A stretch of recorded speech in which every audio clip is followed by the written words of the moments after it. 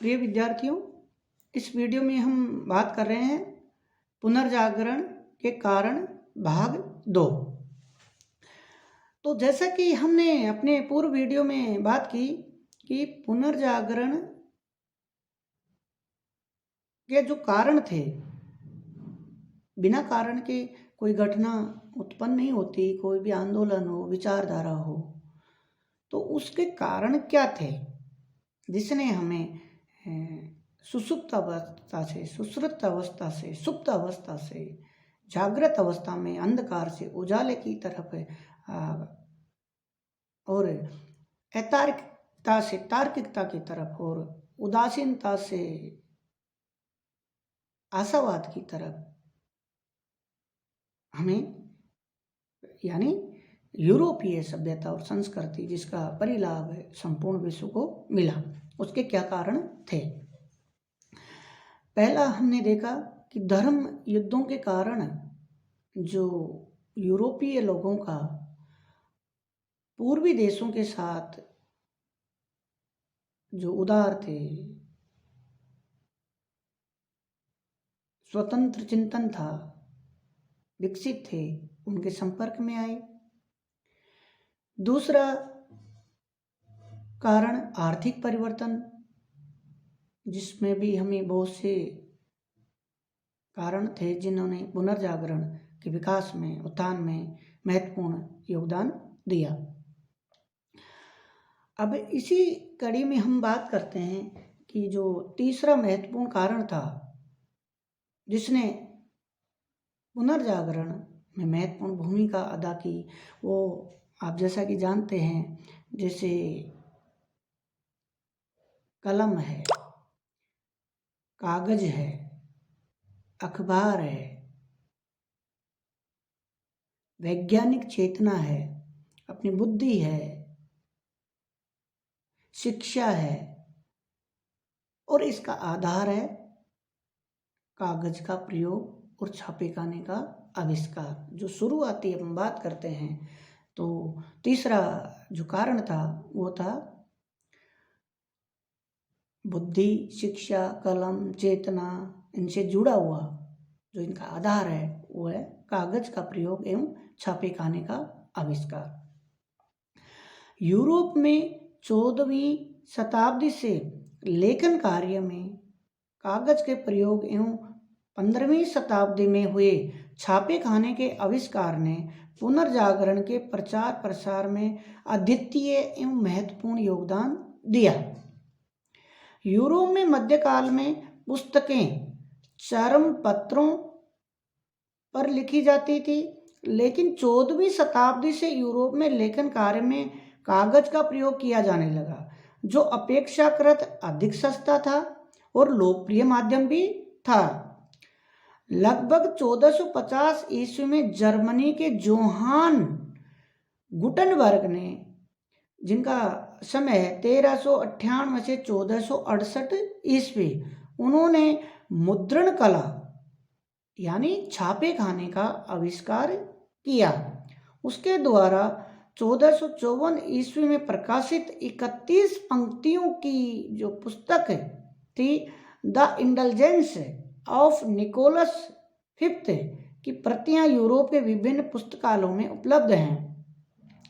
1455 ईस्वी में गुटनबर्ग के 2 सहायकों जोहान फर्स्ट एवं पीटर स्कोएफ्ट ने जर्मनी में एक मुद्रणालय यानी प्रिंटिंग प्रेस की स्थापना की। शीघ्र ही यह कला यूरोप के अन्य देशों में भी प्रचारित, विकसित, स्थापित हुई। 1477 ईस्वी में कैक्सटन ने वेस्टमिनिस्टर में इंग्लैंड के प्रथम छापे खाने की स्थापना की। छापे खाने का आविष्कार ज्ञान के प्रचार प्रसार के दृष्टि से एक क्रांतिकारी कदम था। इससे पहले पांडुलिपियां हस्तलिखित होती थी, जिन्हें बहुत कम व्यक्ति पढ़ पाते थे और वे अधिकांशतः चर्च के नियंत्रण में रहती थी। मुद्रण कला के आविष्कार से अब पुस्तकीय ज्ञान बहुत से लोगों के लिए सहज और सुलभ हो गया। बाइबिल को पढ़ने और समझने के लिए अब धर्म गुरुओं के संरक्षण की आवश्यकता नहीं थी, अतः एक प्रकाशित पुस्तक के माध्यम से उपलब्ध थी। पुनर्जागरण युग के सामंत मानवतावादी लेखकों के विचार प्रकाशित पुस्तकों के रूप में पूरे यूरोप में बड़ी सहजता से प्रसारित होने लगे। विचारों के त्वरित, दूरगामी और व्यापक संप्रेषण की दृष्टि से सबसे महत्वपूर्ण यांत्रिक आविष्कार छापे खाने का ज्ञान था। कुस्तुनतुनिया पर तुर्कों का अधिकार, जो चौथा महत्वपूर्ण कारण था,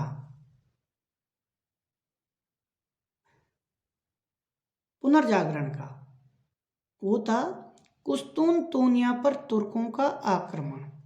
कुस्तुनतुनिया जो वर्तमान में इस्तांबुल है, पूर्वी रोमन साम्राज्य जो बाइजेंटाइन साम्राज्य के नाम से जाना जाता था की राजधानी थी। इस नगर में अनेक पुस्तकालय थे एवं यह नगर क्लासिकी एवं अन्य विधाओं के अध्ययन का एक महत्वपूर्ण केंद्र था।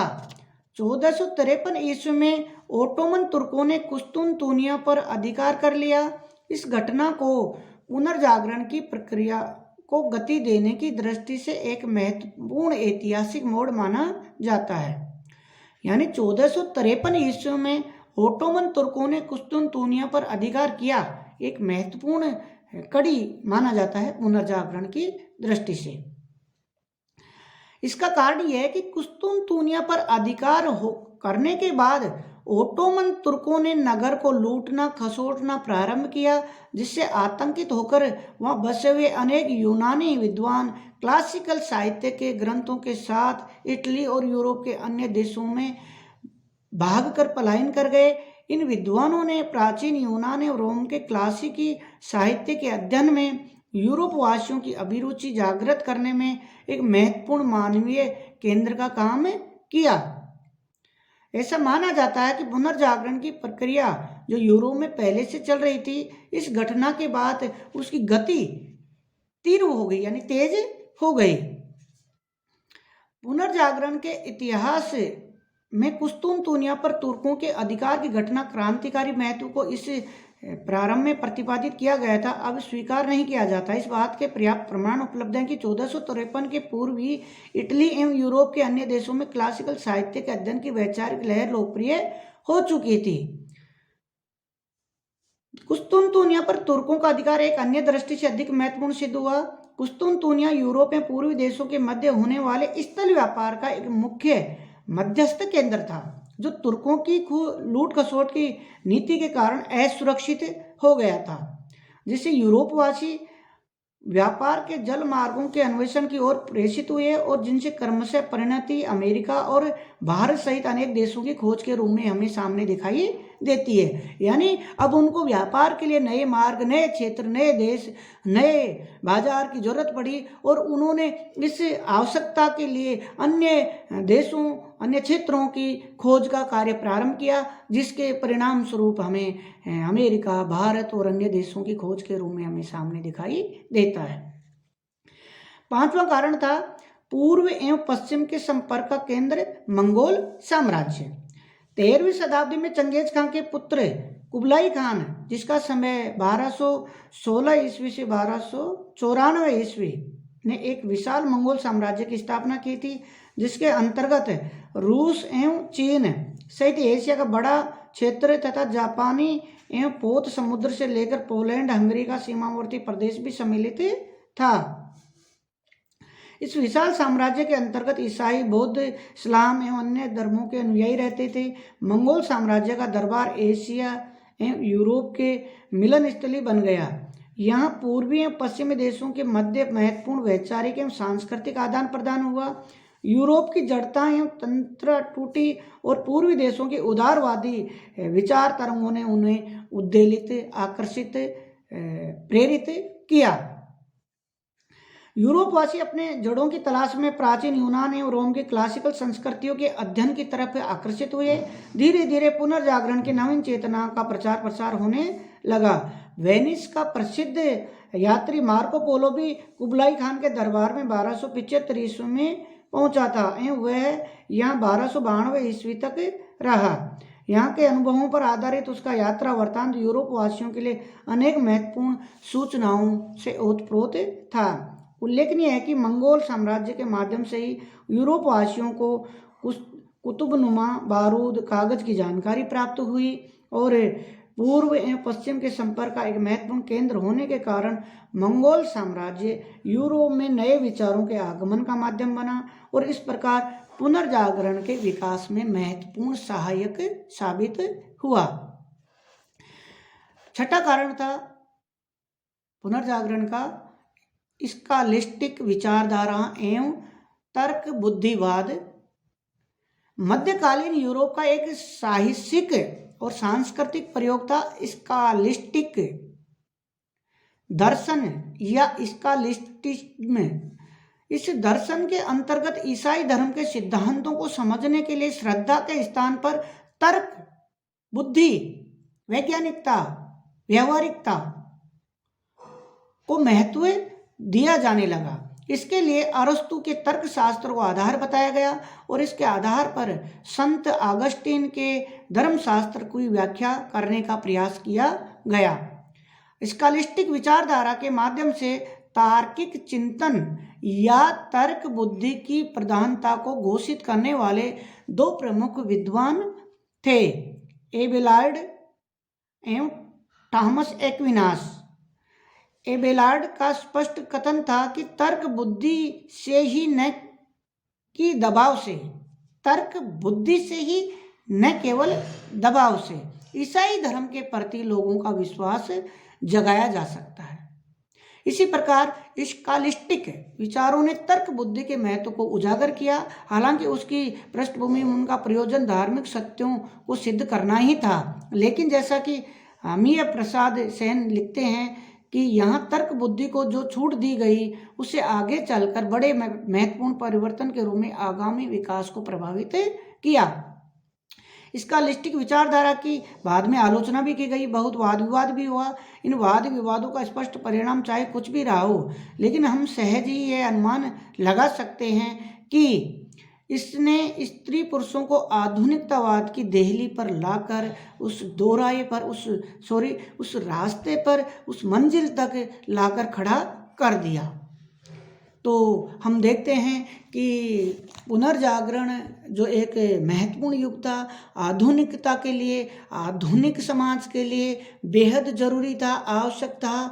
उस पुनर्जागरण आंदोलन, क्रांति, व्यवस्था, सिस्टम को लाने के लिए पुनर्जागरण को जो आधुनिकता की एक दहलीज है वहाँ तक हमें लाने, यूरोप को वहाँ तक लाने के लिए जो जिम्मेदार कारक थे उनमें हमने बात की धर्म युद्ध, आर्थिक गतिविधियाँ यानी जिसमें आर्थिक परिवर्तन हुए वो, इसके अलावा कागज़ का प्रयोग, छापे खाने का आविष्कार, कुस्तुनतुनिया पर तुर्कों का अधिकार 1453 में। इसके अलावा पूर्व एवं पश्चिम देशों के संपर्क का जो केंद्र बना मंगोल विशाल साम्राज्य, जो महत्वपूर्ण सेतु बना वो। इसके अलावा छठा महत्वपूर्ण कारण बना वो था स्कॉलास्टिक विचारधारा एवं तर्क बुद्धिवाद। वो ये विचारधारा